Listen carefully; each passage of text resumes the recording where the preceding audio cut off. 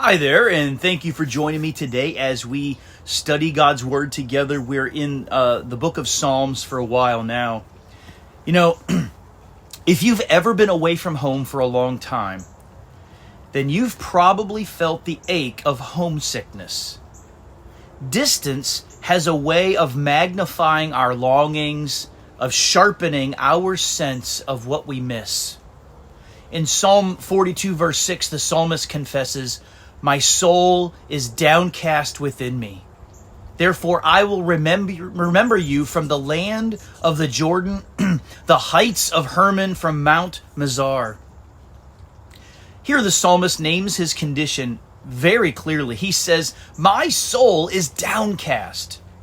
There's no pretending, there's no hiding, and yet, even from a far-off place, far from the temple in Jerusalem and everything familiar, the psalmist chooses to remember God.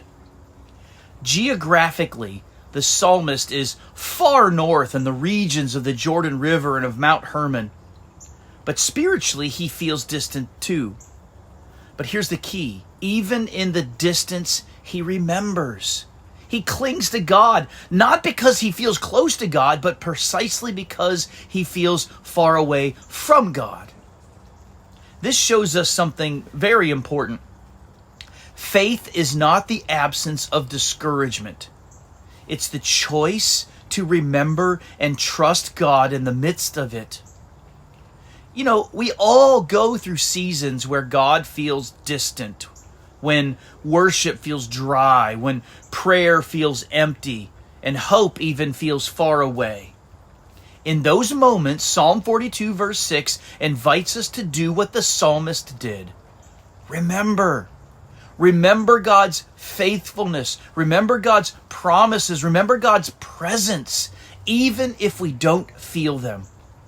Faith in the valley often feels like memory in action, choosing to call to mind who God is, even when emotions run the other way.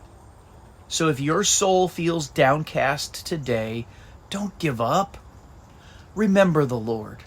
The God who was faithful in the past is still faithful now, even if you feel far from home. Trust Him. He's worthy of it. I'll see you next time.